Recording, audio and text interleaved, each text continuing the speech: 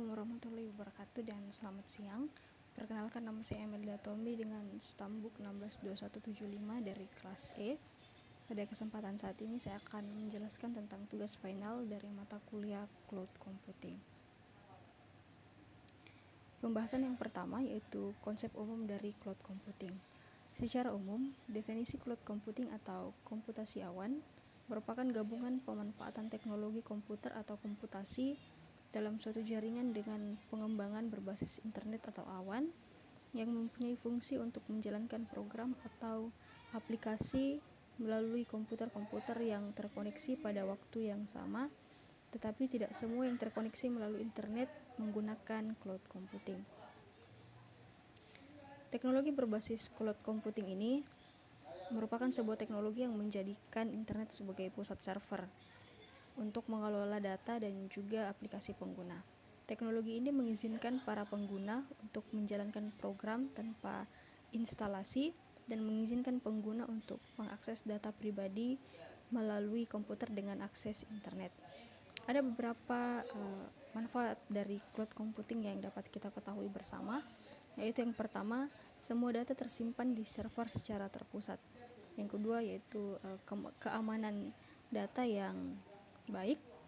Yang ketiga ada fleksibilitas dan skalabilitas yang tinggi. Yang keempat ada investasi jangka panjang. Kita masuk dalam pembahasan yang berikutnya, yaitu perbedaan dari beberapa teknologi. Yang pertama yaitu cluster computing. Cluster computing adalah sekumpulan komputer yang terhubung dalam suatu jaringan komputer yang digunakan untuk mengerjakan suatu persoalan komputasi secara paralel dengan data yang sama. Umumnya berada pada satu jaringan komputer tersendiri dan setiap komputer saling mempercayai komputer lainnya. Penggunaannya menggunakan seluruh sumber daya yang dimilikinya dan diharapkan dapat membuat semua komputer bekerja sesibuk mungkin. Ada beberapa kelebihan dari cluster computing yang dapat kita ketahui bersama. Yang pertama itu ada high availability, yang kedua ada load balancing, yang ketiga ada scalability, yang keempat ada simple for manage server, dan yang kelima ada simple upgrade and extend server. Yang berikutnya yaitu green computing. Green computing adalah suatu cara atau metode dalam ruang lingkup penggunaan komputer dan perangkat IT untuk menghemat energi atau mengurangi pemanasan global maupun pencemaran lingkungan. Dalam green computing lebih mengacu pada komputasi yang ramah lingkungan. Green computing sama dengan gerakan Go Green, yaitu untuk mengurangi penggunaan bahan berbahaya. Dari sisi perangkat keras, perangkat komputer yang sudah memiliki sertifikat Energy Star merupakan standar internasional untuk sebuah produk energi yang efisien. Dari sisi perangkat lunak yang menerapkan fungsi untuk mengendalikan penghematan sumber daya dari perangkat listrik. Dalam green computing maksud saya, cenderung lebih dilihat dari penggunaannya. Dengan keahlian dan pemikiran pengguna yang bisa membuat suatu barang elektronik yang sudah tidak terpakai atau bekas dapat digunakan kembali sehingga tidak perlu membuangnya menjadi sampah. Contoh pengaplikasian dari green computing antara lain adalah pemilihan Central Processing Unit atau CPU dan komputer server yang hemat energi.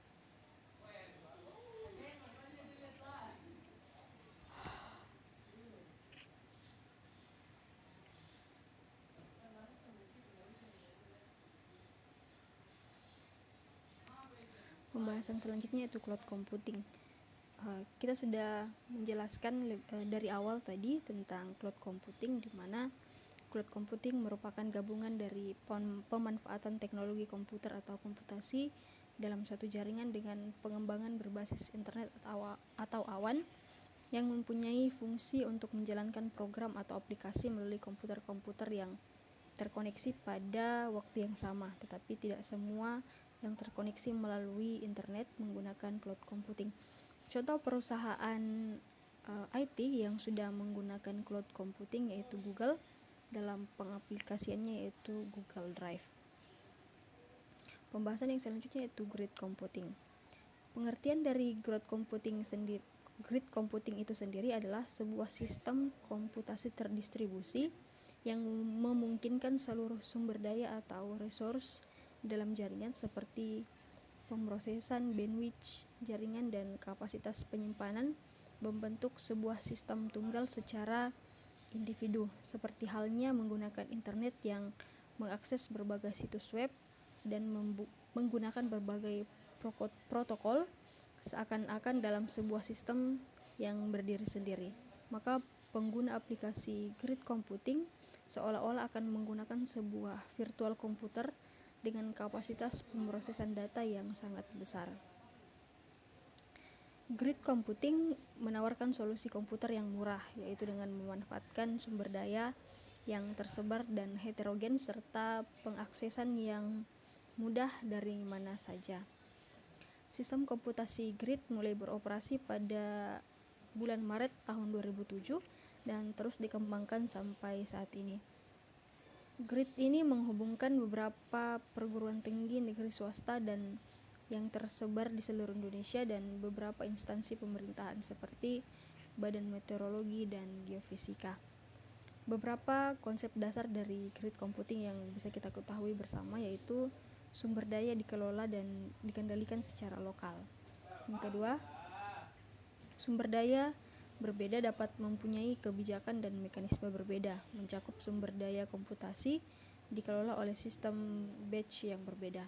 Sistem storage berbeda pada node berbeda. Kebijakan berbeda dipercayakan kepada user yang sama pada sumber daya berbeda pada grid. Yang ketiga ada sifat alami atau dinamis di mana sumber daya dan pengguna dapat seringkali berubah. Yang keempat ada lingkungan kolaboratif bagi e-community atau komunitas elektronik di internet. Yang berikutnya ada 3 hal yang di-sharing dalam sebuah sistem grid antara lain resource, network, dan proses.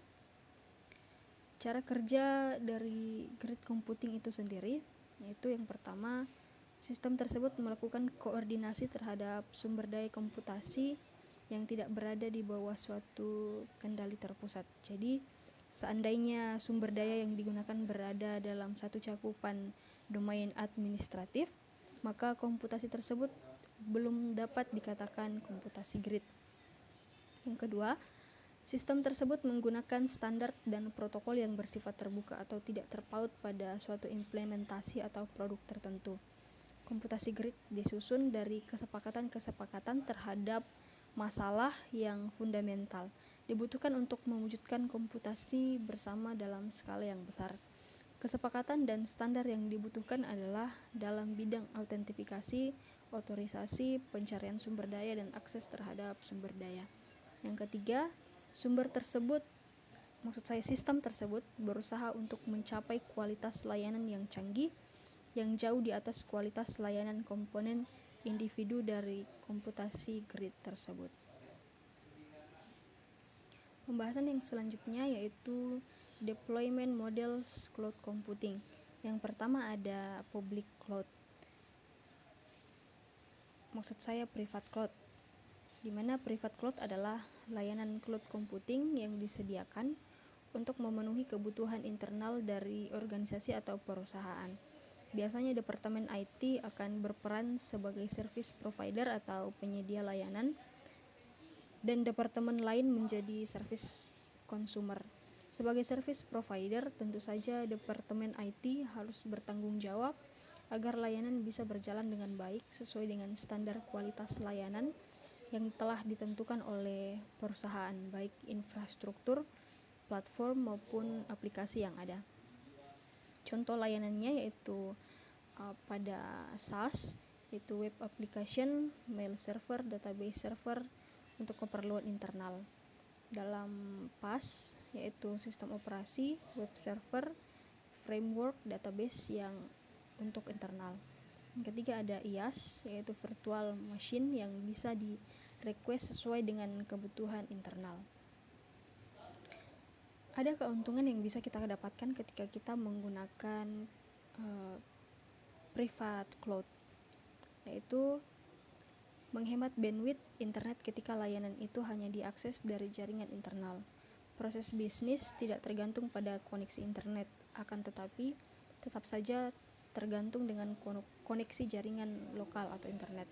Ada juga kerugiannya, yaitu investasi besar karena kita sendiri yang harus menyiapkan infrastrukturnya dan butuh tenaga kerja untuk merawat dan menjamin layanan berjalan dengan baik. Yang kedua yaitu ada public cloud. Public cloud adalah layanan cloud computing yang disediakan untuk masyarakat umum. Pengguna bisa langsung mendaftar ataupun memakai layanan yang ada. Banyak layanan public cloud yang gratis dan ada juga yang perlu membayar untuk bisa menikmati layanannya. Contoh public cloud yang gratis ada Google Mail, Facebook, Twitter, Livemail, dan sebagainya. Contoh public cloud yang berbayar yaitu ada Salesforce, Office 365, Google Apps, dan sebagainya. Keuntungan yang bisa kita dapatkan ketika kita menggunakan public cloud yaitu pengguna tidak perlu berinvestasi untuk merawat serta membangun infrastruktur, platform, ataupun aplikasi. Kita tinggal memakai secara gratis untuk layanan yang gratis atau membayar sebanyak pemakaian. Dengan pendekatan ini kita bisa mengurangi dan merubah biaya capital expenditure menjadi operational expenditure. Adapun kerugian yang bisa kita dapatkan ketika kita menggunakan public cloud yaitu sangat tergantung dengan kualitas layanan internet atau koneksi yang kita pakai. Jika koneksi internet mati, maka tidak ada layanan yang dapat diakses. Untuk itu, perlu dipikirkan secara matang infrastruktur internetnya. Yang berikutnya yaitu community cloud.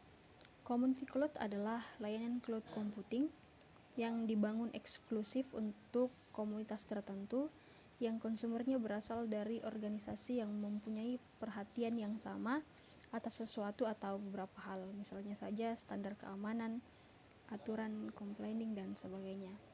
Community cloud ini bisa dimiliki atau dipelihara dan dioperasikan oleh satu atau lebih organisasi dari komunitas tersebut, pihak ketiga ataupun kombinasi dari keduanya. Contoh-contoh dari layanan community cloud yaitu ada OpenCyrus, ada ATI Cloud, ada SITA Community Cloud, ada G-Cloud di UK, dan yang keempat yaitu Hybrid Cloud. Hybrid Cloud adalah gabungan dari layanan publik dan private cloud yang diimplementasikan oleh suatu organisasi atau perusahaan. Dalam hybrid cloud ini kita bisa memilih proses bisnis mana yang bisa dipindahkan ke public cloud dan proses bisnis mana yang harus tetap berjalan di private cloud. Contohnya yaitu perusahaan A menyewa layanan dari Google App Engine atau public cloud sebagai rumah yang dipakai untuk aplikasi yang mereka buat. Di negara tersebut ada aturan kalau data nasabah dari sebuah perusahaan tidak boleh disimpan pada pihak ketiga. Untuk menaati peraturan yang ada, data nasabah dari perusahaan A tetap disimpan pada database mereka sendiri atau private cloud, dan aplikasi akan melakukan konektivitasnya ke database. Contoh yang kedua yaitu perusahaan B menyewa layanan dari Office 365 atau public cloud. Karena perusahaan B tersebut sudah mempunyai banyak user yang tersimpan di Active Directory yang berjalan di atas Windows Server mereka, akan lebih efektif kalau Active Directory tersebut dijadikan identity untuk login ke Office 365. Pembahasan selanjutnya yaitu karakteristik dari cloud computing. Yang pertama ada resource pooling, di mana resource pooling merupakan sebuah karakteristik di mana sumber daya komputasi atau storage, CPU, memori, network, bandwidth, dan sebagainya yang dikumpulkan oleh penyedia layanan untuk memenuhi kebutuhan banyak pelanggan dengan model multi-tenant. Sumber daya komputasi ini berupa sumber daya fisik ataupun virtual dan juga bisa dipakai secara dinamis oleh para pelanggan untuk mencukupi kebutuhannya. Jadi pada jaringan cloud computing, lokasi setiap user yang menggunakan layanan berbeda-beda. Namun resource atau sumber daya yang digunakan berada pada satu tempat yang sama atau terdapat pada satu data center, dan sumber daya ini dapat dialokasikan dan dibagikan dengan mudah. Mekanisme multi-tenant ini memungkinkan sejumlah sumber daya komputasi tersebut digunakan secara bersamaan oleh sejumlah user, dapat dialokasikan secara dinamis untuk kebutuhan pelanggan atau pengguna sesuai permintaan. Dengan demikian, pelanggan tidak perlu tahu bagaimana dan dari mana permintaan akan sumber daya komputasinya dipenuhi oleh penyedia layanan. Yang terpenting, setiap permintaan dapat terpenuhi. Yang berikutnya ada Broad Network Access, di mana Broad Network Access merupakan sebuah karakteristik di mana dalam suatu sistem cloud, kapabilitas layanan dari cloud provider tersedia lewat jaringan dan bisa diakses oleh berbagai jenis perangkat seperti smartphone, tablet, laptop, workstation, dan sebagainya. Jadi layanan cloud dapat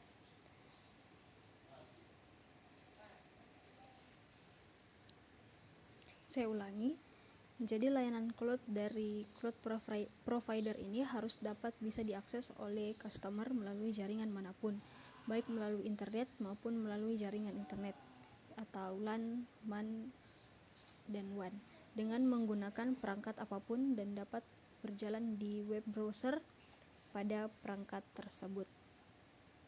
Misalnya pelanggan harus dapat dengan mudah mengakses layanan yang dimilikinya dengan menggunakan koneksi internet, baik koneksi pribadi maupun koneksi publik, dan dengan perangkat apapun tanpa harus terpatok pada sistem operasi maupun versi dari web browser yang digunakan.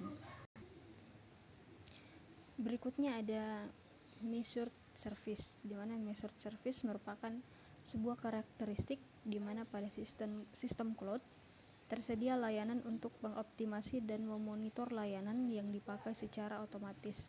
Dengan monitoring sistem ini, kita bisa melihat beberapa resource komputasi yang telah dipakai, seperti penyimpanan yang telah terpakai, besar CPU dan memori yang digunakan, bandwidth yang telah terpakai, banyaknya layanan yang terpakai, dan seberapa besar jumlah biaya yang muncul dari setiap sumber daya yang telah terpakai.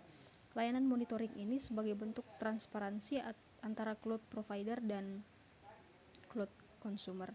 Jadi sistem cloud harus bisa mengontrol dan mengoptimalkan resource dengan memanfaatkan kemampuan matering atau pengukuran ataupun monitoring atau pemantauan terhadap pengguna sumber daya.